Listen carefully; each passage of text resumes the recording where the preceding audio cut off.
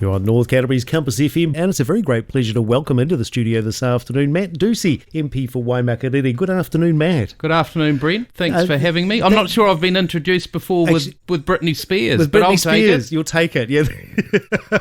and coming up later, we've got Uncle Cracker. But what plans do you have for Christmas, Matt? Are you staying local or?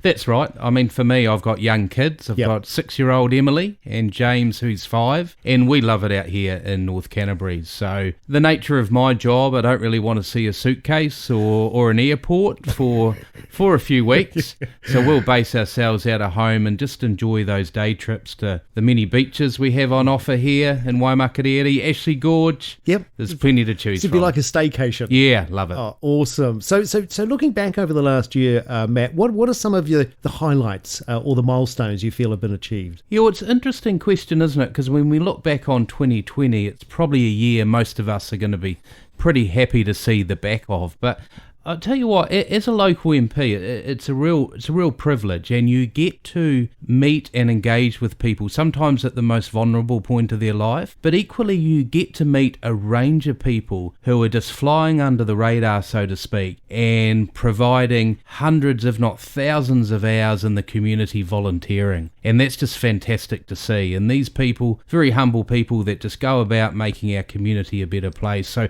one of the highlights for me is how the community got together in lockdown and post-lockdown. I think we probably learnt that a bit after the earthquakes. It's kind of that old-fashioned word, isn't it? Parochial. Yes. Where we look after each other, we know each other, and for me, that's just a brilliant thing to be part of this year. It makes you feel all warm and fuzzy inside, yeah, doesn't it is. It's a great community. The residents of Waimakariri, and let's face it, the greater South Island and the country, I guess, it's wonderful that we are able to step in and help out. And more recently, the Christmas spirit comes out. The Toot for Tucker was incredibly successful. Yes. And those sorts of initiatives. And you're right, there's thousands and thousands of man-hours, millions of man-hours volunteered by our wonderful residents to help fellow residents.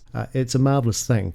So on the other side of what was achieved or perhaps not achieved this year, Matt, the State Highway 1, now they have brought in speed restrictions, but I know it's not perhaps as far as you'd like it to have gone. Yeah, well, many know that I'm pretty vocal about the need for a wood end bypass. In fact, I was at the opening of the Northern Corridor motorway this week, and I made it very clear to the newly minted Transport Minister, Honourable Michael Wood, that it's a need in our community. I mean, we've got almost 20,000 car movements a day going through the small town of Woodend. Many will know we've got a primary school on one side of it, many parents taking their kids across the road with no real pedestrian crossing. So it's a big need. So it's something that I'll be fighting hard for over the coming term. And in any area with high growth, we have the growing pains of high growth, and we just need to make sure we've got the roads, we've got the schools, we've got the healthcare services, everything you'd expect in a metropolitan city.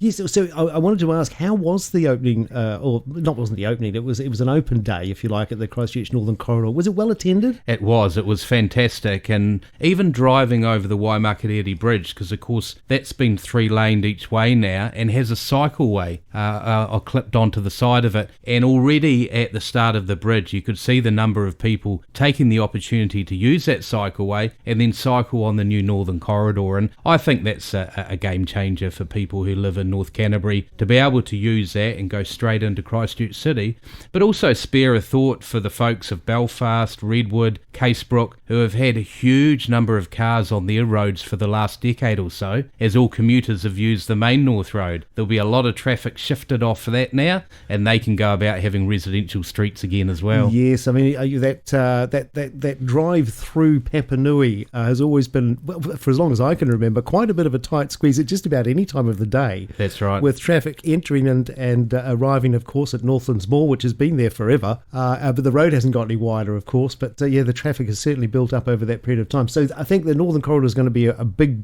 as you say, game changer for us up here. It will be, and it's also incumbent on us to think about other modalities of transport as well now. One of those lanes is going to be T2, which means it's for people with 2 or more people in the car to use. Equally, there's a number of park and ride options now, so people can can use express buses to get into Christchurch, because the last thing we want to do is just build more roads for roads to become more congested. Yes. So equally, now we've built a better roading connectivity, we need to ensure that we look at different modalities, and whether that be cycling or bus service, or looking at the T2 car lanes as well. Yeah. Do you ever see the possibility of maybe a rail service, as there used to be, of course, between Rangiora and Christchurch? Yeah, look, I love the idea of light rail. I lived in East London for a number of years and used the Docklands light rail out there, fully automated service. And it's interesting enough, when you look at light rail these days, the solutions are not that expensive around infrastructure. In fact, the Chinese are using light rail now where they put magnets on the ground and the train hovers above the magnet. So my point being, it's very easy to plumb in as such, but the point I would raise is that to have a good light rail system, you need a good bus feeder system, because light rail can't take you everywhere. To have a good bus feeder system, you need to have uncongested roads. So the point being, flip that on its head, you need to build a good roading network first, which we've done. Now put in a good bus network system, and then, if we think we can do it, let's go for a light rail option.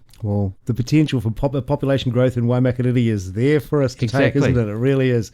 Well, Matt, that's probably about all we've got time for. But if people need to get a hold of your office now, you're going to take a break away, of course, over Christmas, New Year. But if people need to get a hold of your office, is there a number that they can reach you on? Yeah, they can give me a call in my offices. I'll be able to find that online or in the telephone book as well. I've got an office in Kaiapoi and Rangiora. We're working up till Christmas Eve. Then we'll take a couple of weeks off and reopen as well. So more than happy for people to pop in if anything I can help with, or just to say hello. I'm always keen to chat to people. Absolutely. Well, thank you very much for your time this afternoon, Matt. Matt Doocey, MP for Waimakariri, taking a hard-earned, a well-earned break, I should say, from representing the region in our capital city. Thanks, and have a wonderful Christmas, Matt. Thanks, Brent. You too. Thank you. You're on Compass with Bruce John.